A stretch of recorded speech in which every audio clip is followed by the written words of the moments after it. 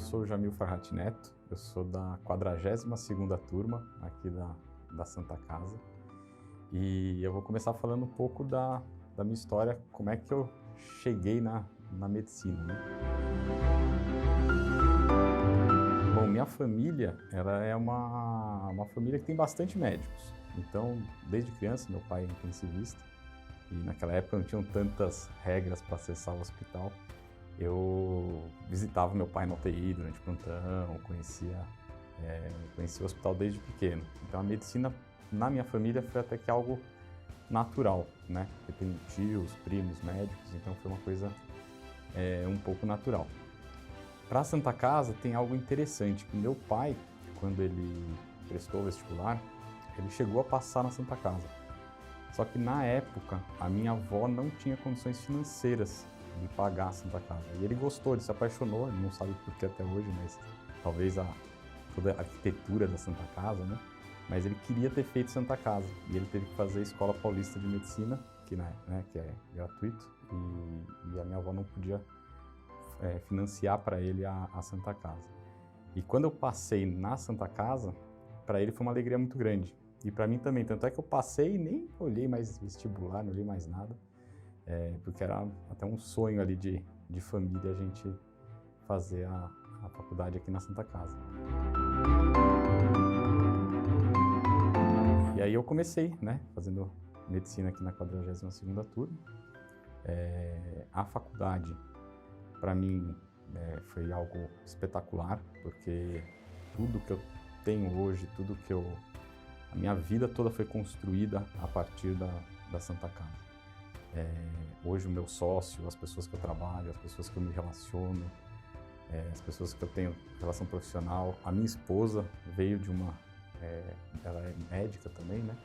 E veio a partir da minha convivência na faculdade, de estar com a minha esposa, com a minha família, minha vida pessoal.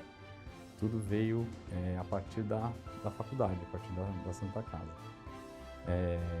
Eu fui para a área, eu sou especialista em neurocirurgia, né? Sou neurocirurgião. Durante a faculdade, eu já fiz parte da Liga de Neurocirurgia.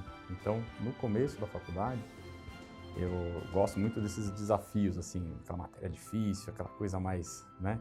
Que todo mundo fala que é difícil. Então, neuroanatomia era uma matéria que todo mundo tinha medo. Então, para mim, esse desafio foi algo que me motivou a gostar de neuro, né? E aí eu já entrei para a parte de Liga de Neurocirurgia, já entrei para o departamento científico também, minha vivência na faculdade foi muito no DC, né? O famoso DC, departamento científico, e aí já comecei a conviver com a própria cadeira da neurocirurgia, com os professores da neurocirurgia, com os assistentes, tudo, já comecei a viver, eu e meu colega de turma, né? 2 colegas de turma que fizeram neurocirurgia juntos, e a gente já começou ali desde do comecinho a conviver, e aí eu escolhi fazer a neurocirurgia, né? A neurocirurgia eu fiz na própria Santa Casa, né? Fiz aqui a residência, e também foi algo muito parecido com o vestibular, porque quando eu prestei a prova de residência, eu falei, eu só quero ficar aqui, eu quero fazer neurocirurgia na Santa Casa. Então, já prestei, entrei na Santa Casa, fiquei direto na cadeira de neurocirurgia aqui. E a residência foi também muito importante para mim aqui, porque eu pude aprender tudo, né, que eu aplico hoje em dia. Lógico que a medicina a gente é um aprendizado continuado, né? A gente nunca termina o aprendizado em medicina.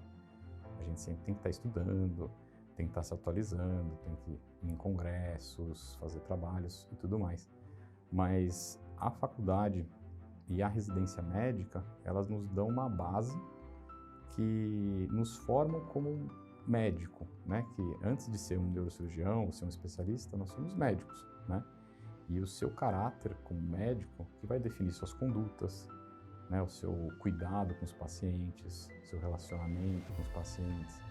E tudo isso não está no livro de medicina, né? O modo como você vai se relacionar, como você vai escutar o paciente, como você vai atender ele, examinar, anamnese. Todos esses cuidados não tá escrito num livro, numa prova, como é que é. Isso é a partir da vivência e da aprendizagem, né, da formação do médico. E isso a Santa Casa sempre teve muito especial, né, a formação do médico. Então, na cadeira, né, de neurocirurgia, nas cadeiras da faculdade, a gente aprende a ter esse cuidado com o paciente, né, aprende a fazer toda a anamnese bonitinha, a ter a investigação clínica, as hipóteses diagnósticas, a dar a conduta, a dar a indicação do que fazer, operar, não operar. Tudo isso é a base, né? O pós, né, fazer a cirurgia em si e ter os resultados cirúrgicos, isso são, na parte de cirurgia, né, que é a minha área, são treinamentos. Então você vai treinando, você vai treinando sua habilidade, você vai se desenvolvendo. Mas essa base vem da faculdade e da sua residência, né? Isso a Santa Casa me trouxe, né? E eu sou muito grato, porque hoje meu relacionamento com meus pacientes é fantástico, né? E é muito importante, tanto para os resultados excelentes, quanto para as complicações, né? Uma coisa que eu também sempre falo é que a diferença uma grande diferença de um médico é como ele se relaciona também com as complicações. Porque todo médico vai ter complicação na vida, não tem médico que não tem. Mas também o fato de você estar lá, estar presente, estar junto do paciente, né? Apoiando ele e lidando com as complicações e fazendo aquilo se transformar num resultado positivo, também vem da parte da formação do caráter do médico, né? da formação para ter um bom relacionamento com os pacientes. Então, isso foi a minha trajetória lá na Santa Casa e depois o meu caminho na especialização médica. Depois que eu me formei, né, na residência médica, aqui na Santa Casa, eu fiz um ano de especialização em coluna aqui na Santa Casa, né, e fui fazer 2 cursos no exterior. Primeiro eu fui para a Coreia, aprender endoscopia de coluna lá, e através do contato do pessoal de coluna aqui da Santa Casa, né, eu pude ir para lá e pude ter uma experiência incrível, conheci uma nova cultura e conheci uma nova técnica cirúrgica, né, e foi muito legal poder conviver com outro meio de saúde, de sistema de saúde, de cuidado ao paciente. Tem várias diferenças, né, com relação ao Brasil, né, o serviço lá, por exemplo, a enfermeira que passa a visita, o médico ele passa a visita, mas tudo é passado para a enfermeira fazer. Então a enfermeira também ela é mais atuante assim do que aqui, que a gente faz a prescrição, faz todos os papéis, né, e passa uma visita mais próxima do doente. Isso é um pouco diferente. Lá no hospital não tinha SUS, né, lá o sistema é tudo privado, então também eu pude ter uma outra visão até de equipamentos, tudo, que a Santa Casa, ela foi muito bem provida na minha residência, assim. Tive a oportunidade de ter bons microscópios, neuronavegador, tecnologicamente foi boa, assim, às vezes as pessoas reclamam, mas eu pude aprender com coisas de qualidade na minha residência. Mas lá, logicamente, né, na Coreia do Sul, o nível tecnológico é superior a muitos serviços aqui no Brasil. Então, eu pude viver com essa tecnologia, aprender muito lá. A parte alimentar diferente, a comida coreana apimentada, então deu para, né, passar um pouco de uns perrengues lá. Mas foi muito bom e foi bom ver o respeito que o pessoal da Coreia tem, né, aqui pelo nosso hospital, pelos nossos professores, né, que me indicaram para poder ir para lá. E depois depois quando eu voltei no outro ano, eu fui pro Chile, também fui para um outro serviço de coluna, aí mais próximo, mais parecido com o que a gente tem aqui, né, mas também é interessante, porque é um sistema de saúde diferente, também não é tão parecido com o sistema brasileiro, né, eles também têm algumas diferenças. E sempre é bom conhecer outras culturas, né, no caso do Chile era um ortopedista, então conheci até uma outra especialidade atuando dentro da minha subespecialidade. E eu recomendo terminando a residência, poder fazer um curso no exterior, né, poder ficar um tempo fora, ter essa vivência para quem tem oportunidade. você desenvolve tanto pessoalmente, né, de viver sozinho, interagir com pessoas de outras culturas, quanto profissionalmente, né, podendo agregar no Brasil coisas que a gente vê lá fora. A decisão, isso também é uma coisa que eu até falo para os meus pacientes, o médico ele tem que ser humilde, né, humilde é reconhecer que existem casos difíceis e que às vezes a gente precisa de apoio, né, tanto se acontece uma complicação ou se o caso é um difícil diagnóstico. E esse círculo que eu tenho de ex-alunos, ex-residentes da Santa Casa ao meu redor, eu uso muito como um círculo de apoio. Então, se tem um caso diferente, até tinha um professor da Santa Casa que falava 90% dos casos, a maioria dos médicos consegue fazer o diagnóstico. Mas tem aqueles 10% que é um diagnóstico mais complexo, é um diagnóstico que você precisa pensar, você precisa discutir, a conduta você precisa discutir, então sempre acesso a esse grupo, né? A gente, como a gente tem um grupo com um número bom de neurocirurgiões, em torno de 7, a gente conversa, a gente discute os casos, mostra os exames, e aí a gente consegue ter uma decisão de conduta em conjunto, né? O que, lógico, dá muito mais segurança e qualidade para o paciente, né? Porque tem uma conduta bem definida. E até quando a gente tem essa tomada de decisão difícil, como eu falei, eu compartilho até com o paciente, ó, vamos discutir o caso em equipe, converso com a equipe, trago para o paciente essa discussão. Né? Olha, nossa conduta, nossa hipótese diagnóstica é essa, o que você acha, quais são suas aflições, o que você pensa, porque o paciente tem que participar, né, também da decisão, que é a vida dele, né, que é a parte mais importante. Então, às vezes, a gente tem que esclarecer as dúvidas, não é só também impor, né, uma conduta a ele, para ele ser tratado daquela forma, como uma forma impositiva.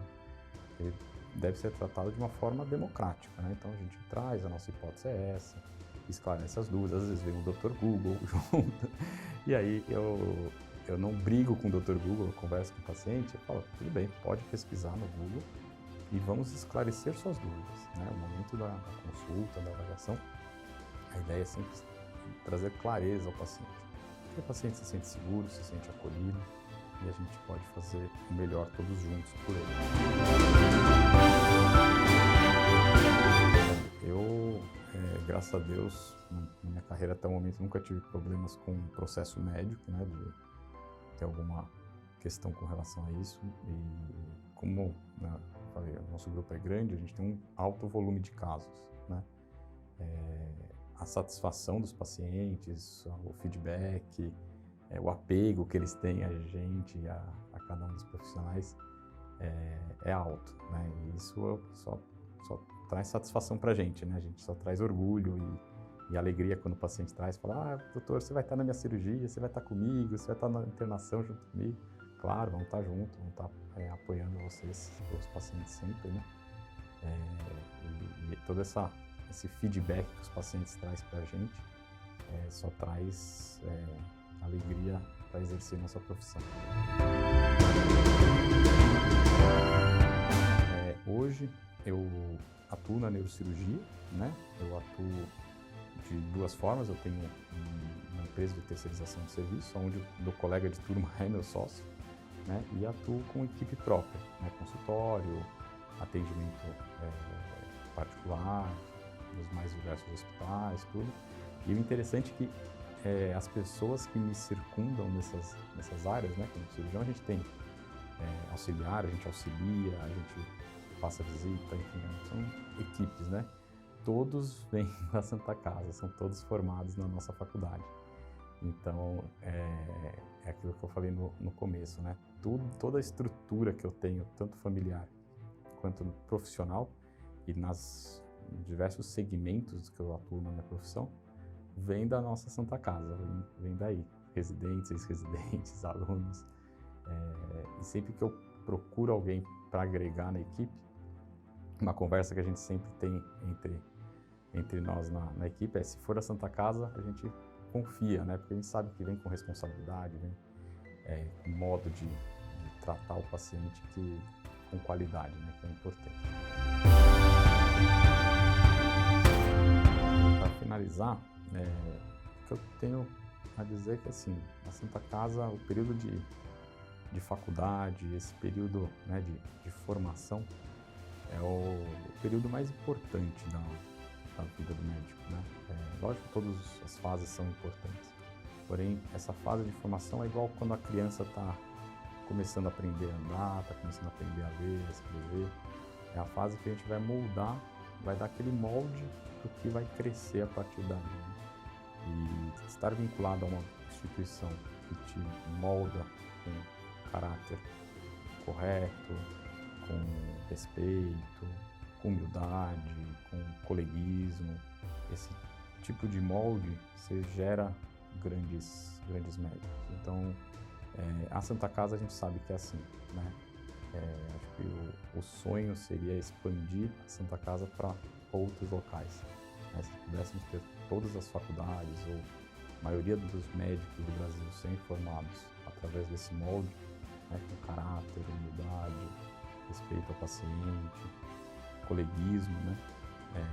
O sistema de saúde no Brasil, os pacientes seriam muito mais atendidos com qualidade, né? Seria um resultado extraordinário para a gente.